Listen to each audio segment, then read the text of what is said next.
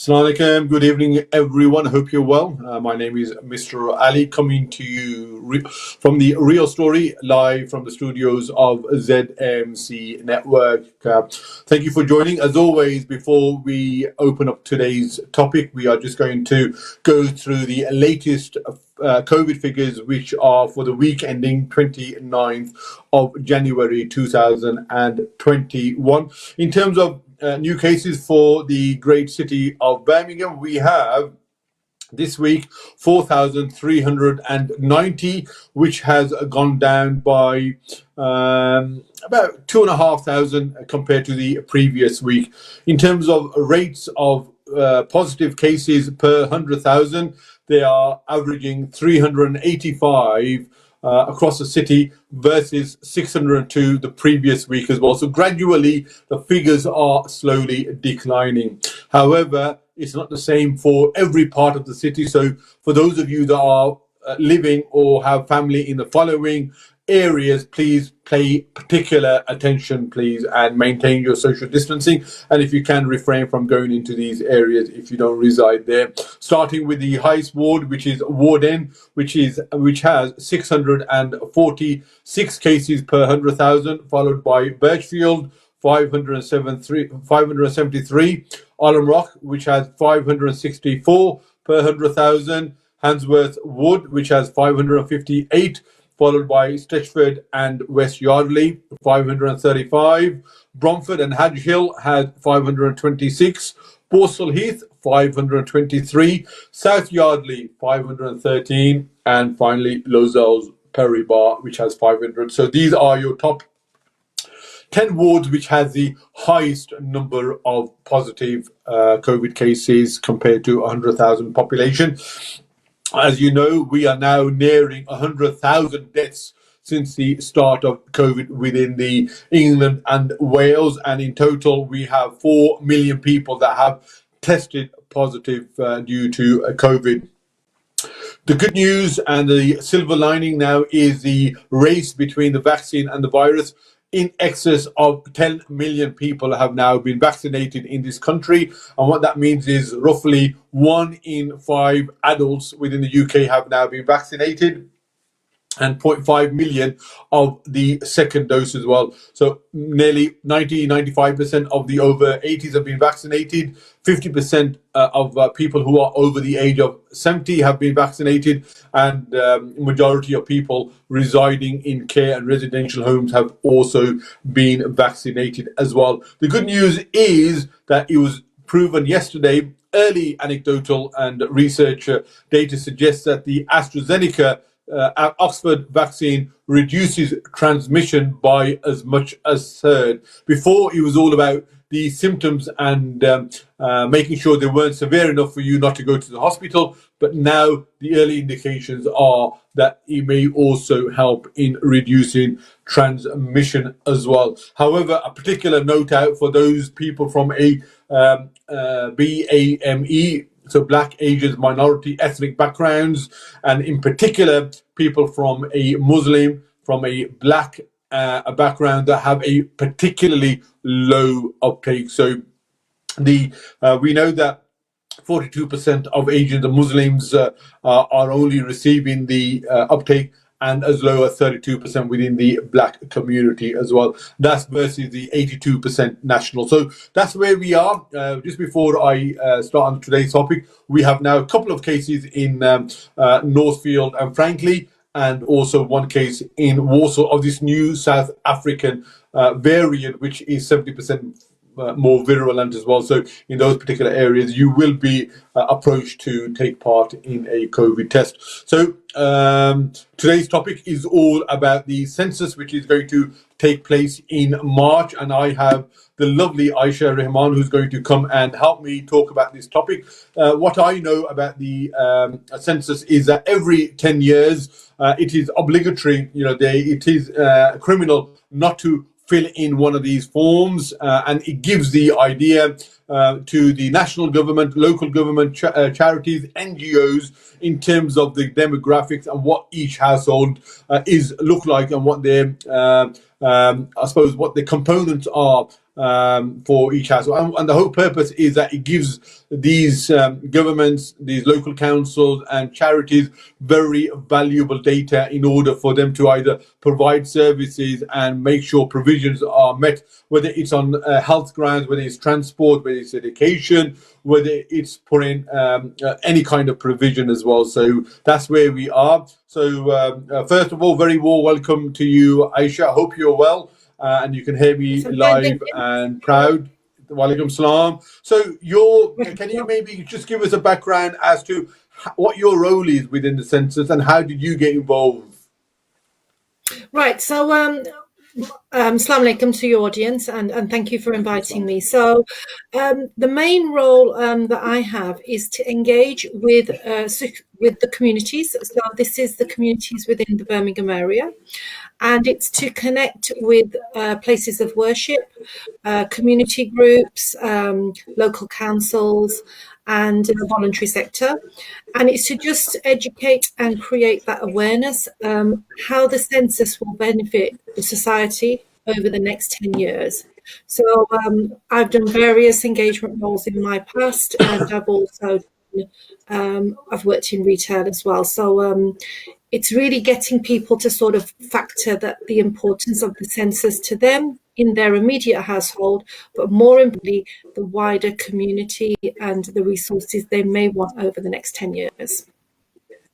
I must say, Aisha, normally, I think I have filled in one or two in my time, and they are quite a lengthy sets of forms, and it does go into some weird and wonderful questions. Something, what's the purpose of asking? But I'm sure there's a method of madness. But I think with COVID, two things really. One is I think it's relatively gone beneath the radar, so not many people are aware that on the 21st of March they will be asked to fill in these forms. And secondly, am I right in saying that this time round it's going to be done digitally, it's going to be done online? Yes, that's right. So this is the first digital census, and what that basically means is you will have an access code that will be sent to you in the form of a letter approximately 2 weeks before Sunday the 21st. And that's when you go onto your computer and you can register that access code, and the access code will be for a household. And then you as a leader or a person in that household can fill it out for all the individuals. Now, some of the questions, as you've rightly addressed there, are quite detailed, and some of them are just about whether you what type of heating you might have. Some might be how many rooms you have, and so on and so forth. So these are generic questions that will be in the census every single time that they do it every 10 years. But the household individuals, that's to identify clusters of communities. So, for instance, if you have, I don't know, let's say for argument's sake, Wood End, and you have a high community of Pakistani or Kashmiri or Black African communities, it's vital that we find out how many live in each household. But your audience may think, oh, that's my personal data. Where's that going to go? But that is held for 100 years anonymously, and then it's released after 100 years. So that data is 100% secure. All the ONS is interested in is quantities of people in that ethnicity and that nationality, so that they can factor in the resources that are needed for the next 10 years. So it shapes society. Absolutely. So these are kept for 100 years, but we're asked to fill in these every 10 years. So every decade we are asked to fill these in. And it makes sense as well, because I know I have done a show on the census, but more about capturing how many people of a Kashmiri origin reside in the UK. At the moment, we can only guess, we can estimate that there are anything between 800,000 and between maybe 1.5 million people residing here. And we don't have exact figures, so we're hoping that this time around people do fill in these forms and exercise their democratic right and their legal obligation as well to fill these forms in. One of the questions that we have got already, Aisha, is how many questions are on the form, and what's the time lapse in order for us to fill these forms in? Okay, so I believe there's 32 pages on the actual paper form, and each page would have about 5 to 6 questions on. I don't have the exact number of questions, but I can tell you it's 32 pages. The time span you have, so once you get the access code, you can go straight away and complete that form. Now, for some people that don't have digital access, or they don't have computers, or they don't have internet, they can opt for a paper form if they wish. By calling the census support centres, which will be scattered around Birmingham, they give the unique access code, and they'll be given the choice to ask for a paper form. But as you can imagine, we prefer people to fill out the electronic data. Now, after that access code is given to you, you can complete it from then. And what you have to do then is complete it as who was in your house at that time. And if you don't complete it at that time, and you're going to complete it on Sunday the 21st, then you complete it on who's in your home on that particular day. That's census day, so we want to capture everyone's data by Sunday the 21st. Now, we understand that not everybody's going to complete it, and there may well be an overlap. So there'll be an overlap of 2 to 3 weeks where field staff will be available, and they will go to addresses for people that haven't completed it once we've got that initial data. Sure. No, that's fine. Thank you. So, Javed, I hope that answers your question. So initially, the idea is for you to fill it on that Sunday, the 21st of March. But for one reason or another, you aren't able to, then the idea is that you may have another week or two in order to exercise your right as well. I hope that answers your question. And I think also, Aisha, I think we have to maybe, capture people's imagination as to how important this is. And I know a lot of local councils, charities, NGOs, and the UK government normally use this to formulate policies, think about how they can invest resources, what they can do to shape policy in order to improve the local infrastructure, whether that's transport, whether that's health, education, unemployment. And it's important, especially for people of a BAME background who are on the lower socioeconomic, because we're sort of, very good at shouting at the wrong time and at the wrong places. This is important now to take part in that if we are going to be included as part of overall society. So just to give you an idea, absolutely a really good question that is. So all of the planning for all the public health and social care the data is taken from the census. So for instance, if you have hospitals, dentists, doctors' surgeries, school places, housing is factored based on the population, which is captured in the census. So where you will have clusters of areas where there's overcrowding or there's not enough properties, then those people really need to complete that census, because it will factor in affordable housing as well in the right area for the right communities. So factors in things like fire stations.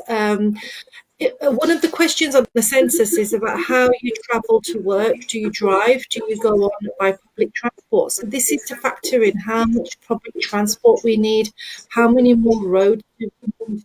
The whole of society is based on this one census that's done every 10 years. So it's vital that our communities, especially the BMAE community, really buy into it, and kind of the awareness is out there. I'm happy to my details to be given to any of your listeners if they want to contact me, and I can give them consent to understand it a little bit better.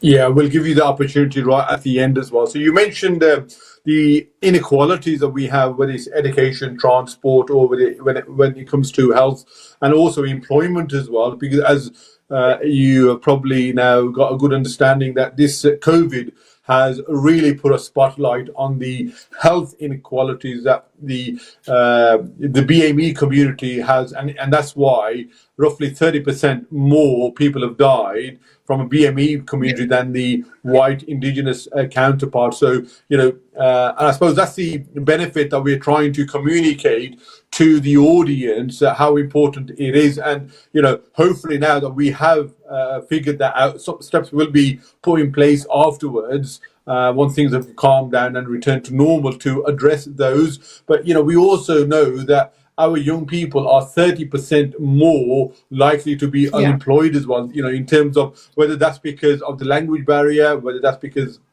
of the poor performance in schools, or whatever it may be. Once we know that data, then local government, the regional government now can come and put plans in place to target particular areas and put measures in place before we have this problem accelerating and being widened even more. Yeah, and what I found is, I mean, I've been doing this role since September, and it's been tough because we're living in the world of COVID, so the engagement's been a little bit difficult. But we've got through it. But one thing I will say, it amazes me and it fascinates me that how many people still don't know what the census is. So when you say the census, they would actually say, I would say, sort of 60% of the people I've spoken to actually don't know what the census is. So it's vital that we kind of understand it, and we use forums like this to get that message out there. And another thing that you will see from the 12th of February, so as of next Friday, there'll be a national campaign that will be a TV campaign, a radio station campaign, and then you will see sort of a lot of collateral on posters and things in the streets. And the best way I can describe it is it's a resume of your property. So when you go for a job, you have a CV and you pitch yourself as a candidate for that job. Well, this is exactly the same thing. You're pitching your family to have the rights of what they're entitled to from society, and that's how you have to look at it. It's your voice. It matters. Yeah. No, and actually, you're absolutely right, and I quite like that analogy because as a community as well, I don't want to just focus on the Pakistani community or the BAME community. I do want to extend it out, but as a community, we are very insular, and if you aren't familiar with the makeup of the household, for example, it's quite normal for us to have 3 generations living in the same household. It's quite normal for us to have 8-9 people living in a 3-bedroom terraced house as well. It's quite normal for maybe some of our wives and our sisters may not speak English. There was a startling statistic that still 60% of young people from the areas like Moseley Green, Small Heath and Alam Rock have not really had the chance to go into the city centre because generally we tend to sort of stay within our local communities. Most services and facilities are available locally, but at some point I can give you my own example. Until I was 15, 16, I had never been to the city centre really, never really had the chance to venture out. So it's only when I went to college that's when my horizons broadened really. But we want now, that's 25, 30 years ago, and I was hoping that things would change, but they haven't really.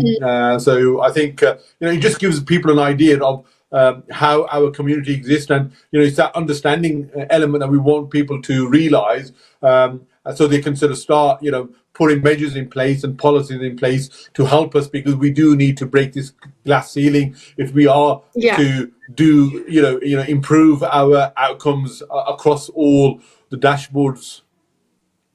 And the reason the ONS has the Office for National Statistics is using the digital forum, so it's easier, it's quicker, and it's a lot more accurate. So when someone does it on a computer, they tend to sort of get through that form very, very quickly. It's a very user-friendly form, and that data will be captured at the other end of the tunnel very, very quickly, and it'll be accurate data. The other factor of it is also that we know that there's going to be people that can't get access to computers. We understand that there's going to be that big problem because there is a digital divide in Birmingham. But we will have census support centre phone lines with people that will speak in different languages that are able to complete that form on their behalf. So all the resources there, it's just getting the community to buy into that. This isn't a policing exercise. This isn't something to catch you out. This is something that will help you for what you need from the government and from society as a whole.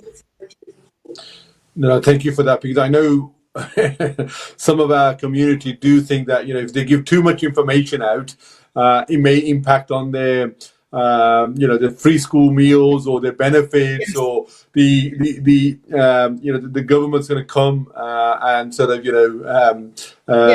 kick them out of the country. It's quite strange what some of the thought process that goes out. I've got a couple of questions that have come through. One is the first.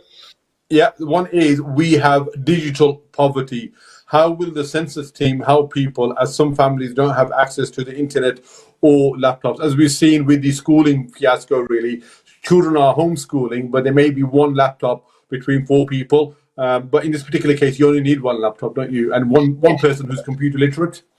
Yeah, so what, as I've just explained in the last statement, so you'll have census support centre phone lines that will be available from 8 o'clock in the morning, I believe, till 8 o'clock in the evening. You'll be able to phone them up, speak to someone in the language of your preference, and they will complete that form on your behalf. Alternatively, you can go to census support centres, which will be sites scattered across Birmingham, and you can physically go in there and use one of the computers, which will be active in a socially distanced manner. They will be clean, they will be kept with PPE equipment, and you can complete it there. If those options don't work for you, an extended member of the family can complete it for you. If that avenue is not available, then you will have field staff after Sunday the 21st, for the people that don't complete it or haven't been able to complete it, will have the option to complete it in a socially distanced manner from the doorstep, from the pavement to the door. Wow, there's a huge amount of investment and resources that has been put into making sure that everything possible is being done in order to assist people, and just demonstrate how important the government are really taking that. People are given all support in order to complete the forms. So thank you for that. Another question was, what is do you know what the return percentage was the last census, and are you expecting now, because of the digital platform, that's going to be increased or decreased? So the last census, the local authorities, so that's the councils, the return has to be above 80% for it to be a beneficial census.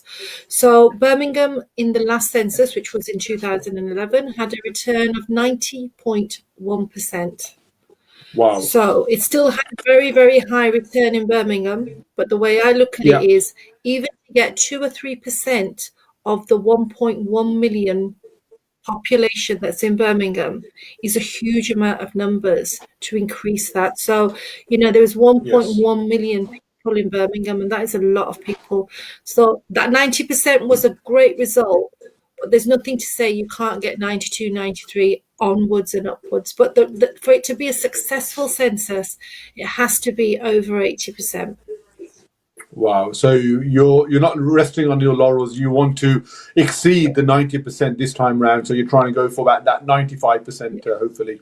So one of the statistics is also that we expect 75% of the population to complete it voluntarily with no nudge or no reminder. It's the 25% that we're trying to target that won't complete it. And unfortunately, they fall into the BAME category because it's a language barrier, it's a knowledge barrier, and it's just really understanding why and how and where to do it. Yeah, no, that's fine. Thank you for that. And moving on to quite a few questions are coming through, Aisha. So you are certainly getting people. Yeah, you are certainly getting people's attentions. Let me just read through them. How will the census help with the planning of resources as we have been through austerity for the last 10 years with cutbacks after cutbacks each year? With a huge cost of the COVID pandemic, there will be more tax rises and cutback to pay for all this. So this is more of a political question. I don't know whether you want to answer this. Yeah, I mean, I can't get political about it because obviously the Office for National Statistics is an independent body. It's not linked to the government. It offers statistics for the whole of the UK for every single thing apart from just the census. So when it comes to a political thing that is government related, and that's quite a government related question, we can't really comment on that. But I would say something. This census is probably the most, not the most important census we'll ever do, purely because of the COVID situation and making sure that the resources are put in the right place at the right time. So that'll be the answer to that one. No, that's fine. Thank you for that, Aisha. Moving on to the next one. I take it you're a census champion. So do you have any census champions? I mean, you already alluded that they are available to sort of signpost and help post the 21st of March. So how do we get in touch with our local champion? Right. So you'll have, closer to the census, we will be publishing on the census website. So the census website is Census 2021. If you put that in on Google, it'll take you straight to the website. And later, closer to the time, more likely towards the end of February, it will have a list of all the census support centres in your area. So you'd put a postcode in and it will list the ones where they are. It will have telephone lines that you can call up, which will be available. And there's also, on another note, so there's field staff vacancies that are available at the moment. So we're recruiting in the region of 34,000 people to do these roles across the UK. Now, they are temporary roles for 2 months, but they are needed in every single area, and Birmingham has them as well. So there is the census.jobs website as well. So Census 2021 jobs. If you go on there, you'll see plenty of vacancies for field staff, telephone staff, management staff. So you're all more than welcome to go and apply for those roles as well. And these will be people that will be out on the streets after Sunday the 21st, and they will be protected in the COVID manner. They will have PPE, and we will follow proper risk assessments, and there will be health and safety taken into account. Yeah, no, that's fine. Thank you. Someone just mentioned that the overall sort of information and public knowledge around the census is very low. How are you trying to improve that? Are you engaging with supermarkets, with billboards, places of worship, carrier bags, in order to publicise the big day on the 21st of March? So there's going to be a national campaign that will start from next Friday. What I'm doing personally myself, because I'm not being able to get out there and engage because of the COVID restrictions and the lockdowns. So I sort of join a fortnightly COVID champion forum. So these are leaders of mosques and churches, temples, and black-led churches, and I advocate that message of the census, so it's then spread out to their communities and their followers. The other option is we're using national organisations as well, so Ageing in the UK. We're using places, bigger organisations to market it as well. They're sending out newsletters. I'm working very, very closely with all the local councillors. So they're putting things on social media. So you'll see it sort of suddenly be everywhere you turn from next week. From next week onwards, you won't be able to miss the census. Yeah, no, thank you. I hope so. And we don't want the lovely city of ours not to be included in any kind of policy, and make sure we are well represented when it comes to any policy. One of the ideas that maybe I can suggest to you, Aisha, is, as you know, I mentioned earlier about the lack of representation. There is a overwhelming sense of pride being a Kashmiri, and for those people that we categorize and label as Pakistani, 80-90% are actually, if you look at it, are from a region between Pakistan and India called Azad Kashmir, and there is a real sense of pride, and there's they've got their own cultural, economical, religious, cuisine, and they want to sort of really be identified as separate. Not that they've got anything against being Pakistani, but they want to be labelled as Kashmiri because that's who they are. And I would suggest potentially maybe capitalizing on that, because obviously, one of the things that you do capture and one of the questions that you have is what's your ethnicity, and you can put down white, Pakistani, Indian, Sikh, but there's nothing for Kashmiri. And there's a growing movement to say tick other and write down Kashmiri. And there's quite a big Kashmiri movement here. Is that something that you thought about or you've already put plans in place? Yeah, that is in place. So on the digital form and on the paper form, you'll have the option to select other. So you identify yourself as your national identity, which could be British, whichever one you choose. You would then pick your ethnicity. So that's when you have a list of the standard generic ethnicities.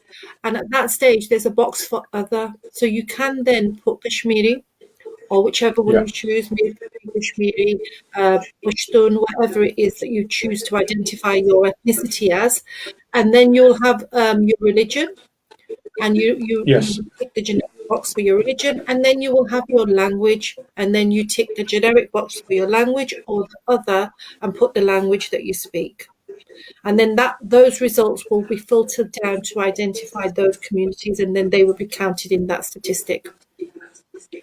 No, fantastic. And it was more around the second half of the question, which by, there's a growing Kashmiri movement here, and they're doing a lot of work to actually publicize the census because they want to have that category included. I was thinking, has anyone reached out to you or have you reached out to them to make sure that, the message is, amplified even more? Yeah, so the ONS are aware of this, that we had a similar situation with the Sikh community. They identified the same thing, so it has gone higher up to the sort of more senior people in ONS. Unfortunately, it can't be changed for this census, but it will be looked at when they do it in the next 10 years. But this is why we've been given the directive to say to our communities in engagement, those communities can select other and list it there. But unfortunately, as you can imagine, it's a huge operation to change that now. It's not viable. But in the next 10 years, when they do it in 10 years' time, absolutely those things will be factored in. Yeah, no, that's fine. And if the community gets their act together, and if that's just one question that they are passionate about and complete the whole of the census, then that's fine. And I think, when we ask you to give out your details, I'm sure there's a lot of people that will ask you to maybe do something similar to their audience, to their guest as well. So, whether it's yourself or whether it's some other field trainer, then that may be something that they will ask you to reach out as well. So there's another question by Javed. Is how will you be reaching out to the hard to reach communities, not just Kashmiris, but also different African communities such as Somalians, Gambians, and the Pashtuns as well? Yeah, so I have that work alongside me. So I have 2 community advisors. We have 7 in Birmingham in total, and they're from different backgrounds. So one is from the Somalian background, one is Arabic, one is Indian, one is Black African, one is Black Caribbean, one is Chinese. So these community advisors are out there connecting with their communities and their links within the community. And what you find is that people will talk to someone that's similar to them rather than a stranger. Or if I was to go and speak to a Chinese person, they're not going to engage with me. So they've built up the sort of trusted links and a place of engagement where it's in trust and it's in a friendly manner. And then what we're doing with those community advisors is offering all the collateral in different languages, different leaflets, different brochures to help them understand the census. And then what we're doing at this level as a CEM, which is Census Engagement Manager, we're dealing with then getting whatever messages we're getting back from these community advisors, we're then taking it back to the ONS to get the resource that that community needs. So as you've just said previously, the numbers are so important. So the safety is always in numbers. If everybody completes a census and the masses go through on these censuses, and you get a good majority of the BAME community completing it, then they need to be noticed and they need to get logged. But when you get them put into the other category, because not a lot of the community engaged in it, they don't have the same weight. But what we're also doing is I do a lot of Zoom meetings with different organisations, and I try and get that message through to say, what do you need me to do to get your community engaged? Sure. And then they will say, can you put this on social media for me? Can you follow this? And so on and so forth. So I need the community to work with me. I'm happy to do the engagement, but I need your listeners to work with me, hence they can have my details. Because if they know of an Absolutely. extended that I can't capture, I'm happy for them to give me that link, and then I can get making roads into that community and build that trust up. No, I'll certainly give you a few leads. I've got Councillor Majid Mahmood who said you have approached all the elected members that you mentioned earlier, and we are working together to encourage people to participate. So that's lovely to see. And he's also echoed that it's going to be more of a social media campaign this time around because of the restrictions that we find ourselves in due to social distancing as well. One question that's been asked is, I mentioned earlier, sometimes people don't give you the right information or they don't really participate in these. It's because of maybe their immigration status or their employment status, and they're worried about their benefits. So someone just asked whether the census will pick up whether they are here illegally or not, and whether they're going to be deported. So can you please reassure? So there's one thing to understand. The ONS, so the Office for National Statistics, they do all the statistics for the whole of everything in UK. They do the statistics for COVID. They do the graphs on the TV that we see at 5 o'clock in the evening. They are independent. They are not political in any way. They're an independent company that supplies statistics for everything. So that data that is captured by the ONS, so it's not the government, it's the ONS, it's held secure in their databases, and it is only released as in details, so name, address, age, working, not working, after 100 years. Now, most of us are not going to be around 100 years time. Yeah. Really, really lucky. So it's all anonymous. It's all anonymously held. All the government is given is numbers as in this percentage, this many 100,000 of this ethnicity, and then they use that statistic to factor in resources. So if there's people that are living with you that are not from this country, or there are people that are here on asylum, if there's people that are here on visas, you must log these people because they're living in this society. But it's Absolutely. all Well anonymous. said, Aisha. I think that'll go a long way to reassure the audience that are listening as well. So I hope that's okay. Councillor Majid has come back. If everyone participates in the census, it will help us allocate the different resources to improve the standard of living as well. So absolutely, it is imperative to engage as it will determine health and educational resources for different communities as well. So exactly what we sort of said earlier. And one thing that I will say is, Aisha, in terms of bringing a greater awareness and something that will really resonate with the Kashmiri and the significant Pakistani community that we have here, is the capturing of the ethnicity. And I know I've mentioned that a couple of times, but I'll certainly give your details, because that is one way. Because at the moment we are sort of labelled as Pakistani, really, or as Asian, or maybe even people see themselves as British. But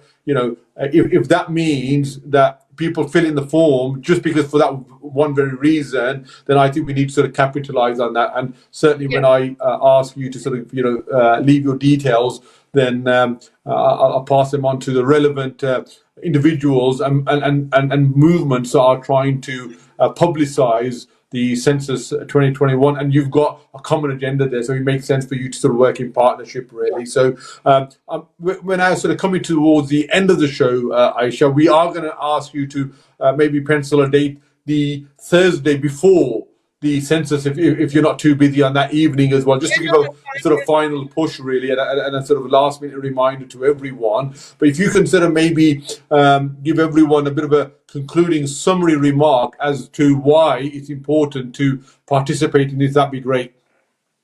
Right. So the reason you should participate in this, it's your civic duty. It's a civic duty for you to partake in something that will happen once every 10 years. You should do it because it's come at such a difficult time after the situation with COVID. We're all going through really, really difficult times at the moment anyway. So more reason to have the resources that you need. And it really is your voice, and what you say and what you put on that form really matters, and you matter, so you should do it. Thank you. That is Aisha Rahman giving you her concluding remarks, who's the Community Engagement Manager for the Census 2021 that's going to take place on the 21st of March. It is our civic duty. It is also a legal obligation as well for us to fill in if you want yourself and your next generation to have the full resources that they want to benefit and flourish, whether it's education, employment, health, transport, really across the board. This census is absolutely vital for our local council, for our regional council, national, for them to realize what the needs are, what the priorities are, what the challenges are for us locally here. I hope you found that useful. We will definitely ask Aisha to pencil herself in. I think it's on the 18th of March, the Thursday before the 21st of March, the Sunday, for her to come in and give us a final push. On that note, please look after yourselves. We have the new South African strain that's in certain parts of the city as well. We want to maintain that. We want to localize that. So please, as always, as I finish off my show, maintain social distancing, wear your face mask, and sanitize your hands as often as possible. Until next week, please look after yourselves and each other. God bless.